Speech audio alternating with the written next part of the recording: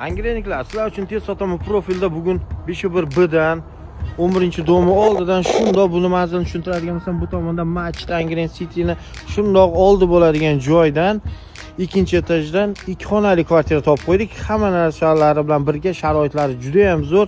Hozir sizlarga ichkariga kirib obzor qilib beraman. Tashqaridan kirib kelishimiz bilan bizni mana shundoq koridor kutib oladi. Tayyor remont qilingan uyimiz. Bu birinchi xonamiz, 2 xonali uy. Tayyor holatda hamma narsalar qoladi. Pavlas pardalargacha qoladi deyishdi egalari.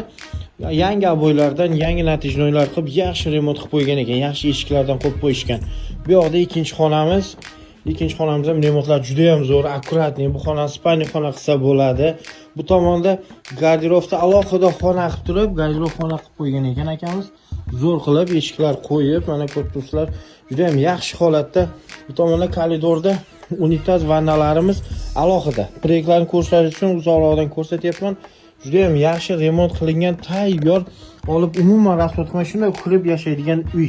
Vannalari ham yaxshi holatda, kafelar qilib qo'yilgan. Zo'r holatda ekan. Bu tomonda unitazimiz ham yangisidan yaxshi qo'yib qo'yilgan, aristonlari bor, kafellari juda akkuratli, chiroyli chiqibdi. Yaxshi eshiklardan qo'yib qo'yibdi. Отопленiyalari bor bu domda.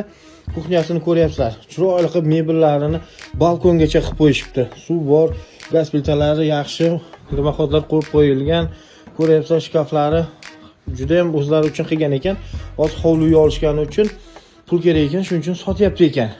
Egalari bilan kelishib, savdolashib, sizlar uchun men bu narxini 35 ming deyatdi, 33 ming dollarga tushirib qo'ydim. Narsalari bilan birga. Ulgurib qolinglar, bu rayonda 5.1 da domlar uzoq turmaydi. Shuning uchun ulgurgan odam oladi. Pastda raqamlarni qoldirib qo'yaman, kelib savdolashib olasizlar. Tez sotaman profildan keldim desalaringiz yanada kelishib beriladi. Bu videoni esa men remont qilib o'tirmayman, tayyor uy kerak degan tanishlarga jo'natib qo'yasizlar va bitta like bosib, qo'llab-quvvatlashda davom etasizlar.